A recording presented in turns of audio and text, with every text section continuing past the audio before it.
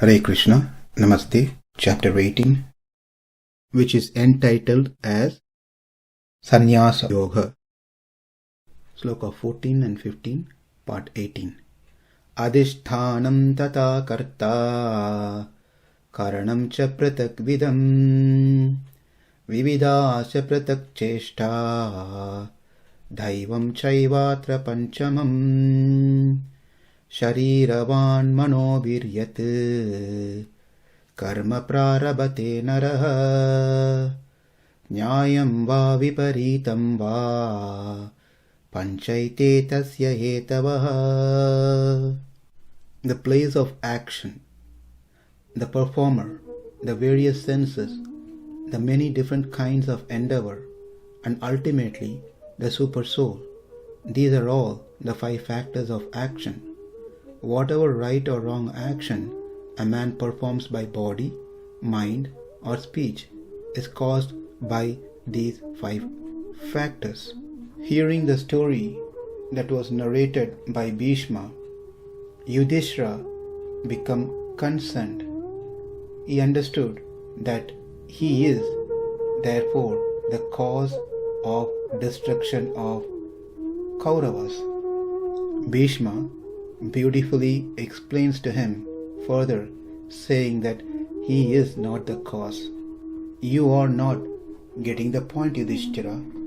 It is Duryodhana whose cause of is death, not you. I am lying down on this arrow of bed. You are not the cause. It is because of my karma. Dronacharya being killed unlawfully, it is not because of you. It is because of Dronacharya himself. He is the cause of his death. Yudhishthira, understand that you are the cause of your action, but you can't be the cause of others' action. You can't be the cause of others' suffering and death. That responsibility falls on those who are going through suffering and pleasure. Therefore, please understand, you are not the cause of their death. Yudhishthira said, well, I understand that part, but still I am the one who killed them. So how can I not be the cause of my action? And how is that I will not get the reaction for my action? Before we hear the answer, let's understand something here from what we learned earlier. If I have to get good marks in my exams, I have to study. If I have to get a good job, then I have to go to college. If I have to get promotion, then I have to do a good job. So we can understand, for us to get something, there should be a cause so I can get something out of it. But what is the cause for me to be born as a male in a particular family, in a particular country, with particular features and qualities? If it is the first time I am born, then how these things are defined? Is it my father and mother whose cause of my appearance and well-being and etc.? But from what we have learned, that is not possible, because the cause and effect should be on the same person. It can't be a different person. Therefore, my appearance, my particular birth in a particular family and qualities are defined because of my cause, which is my karma. Therefore, we have to accept the previous life. Otherwise, why a baby who's born should be different?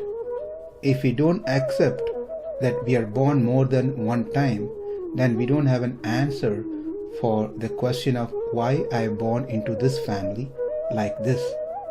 And it will be a fault on the Creator to create beings on his own.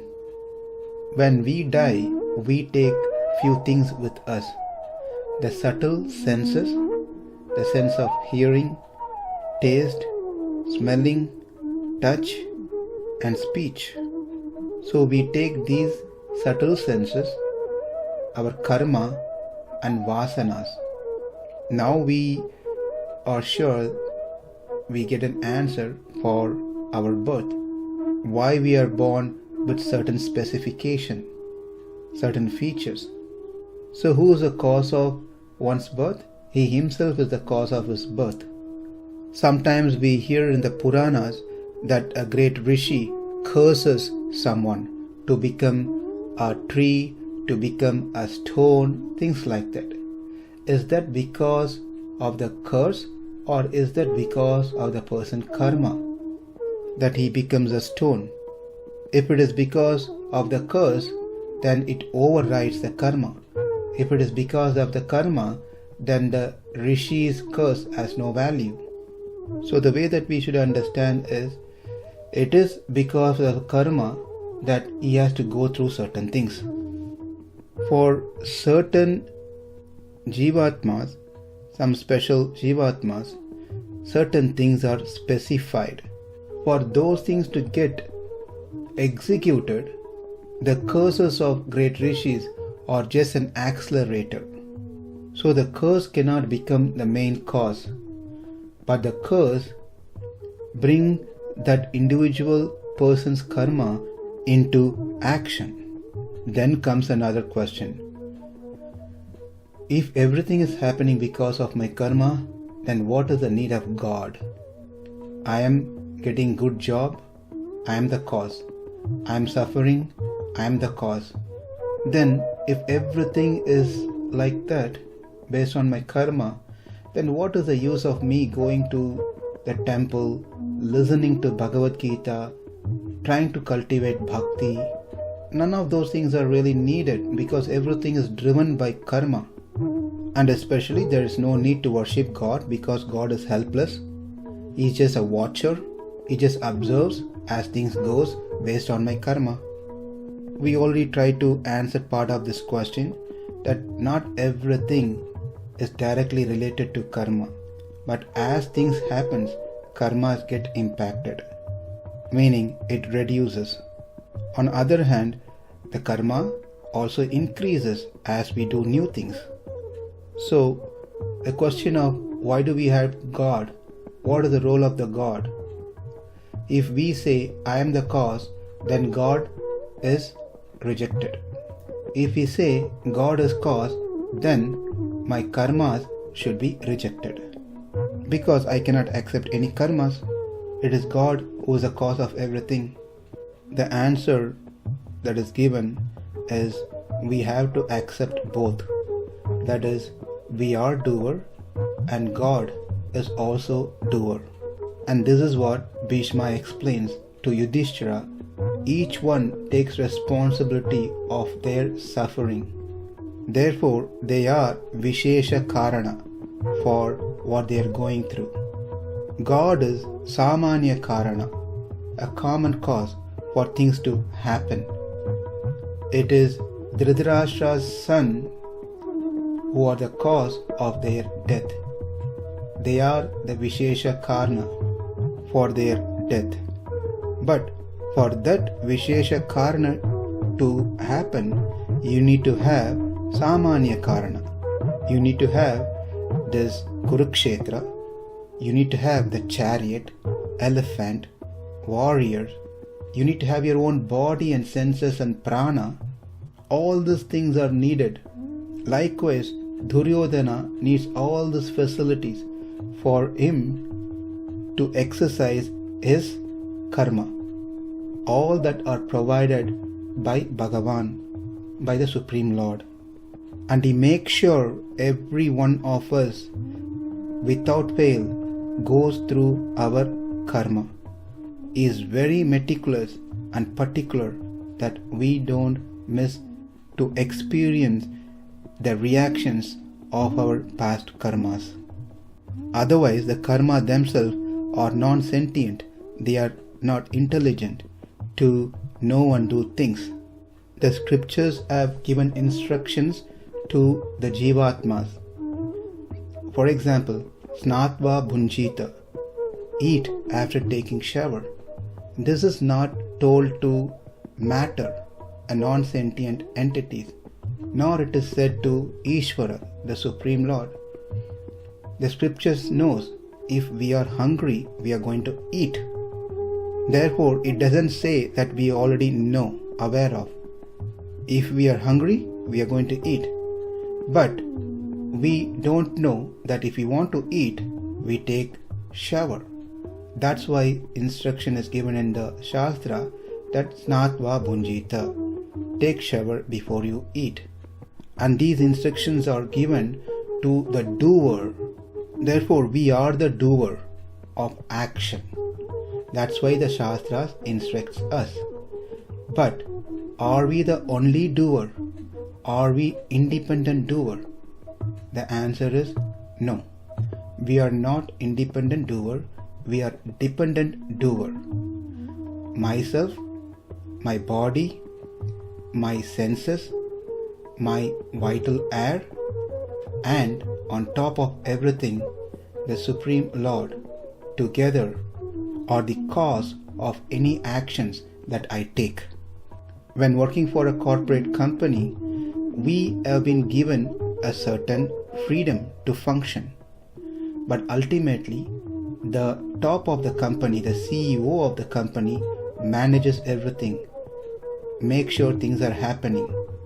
If he doesn't provide the facilities and the freedom to function, then the employees of the corporate company will not be able to function.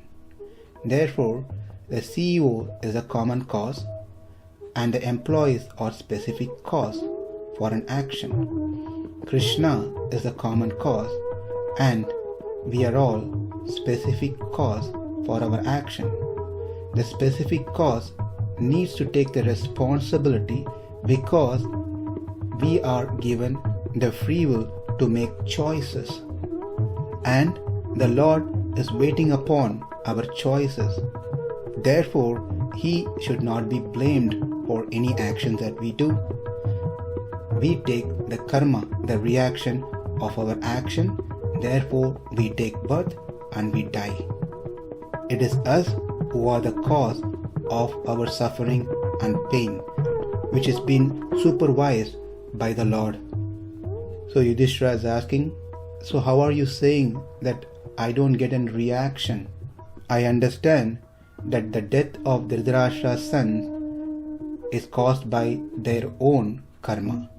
But I have created an action by killing them. Will that not affect me, even though I am an instrument? Bhishma said, no, not in your case. Chaturvarnyam maya srishtam gunakarma vibhagasaha tasya kartāram apimam vidhya-kartāram avyayam. The Lord has created 4 systems: Brahmana, Kshatriya, Vaishya and Sudra.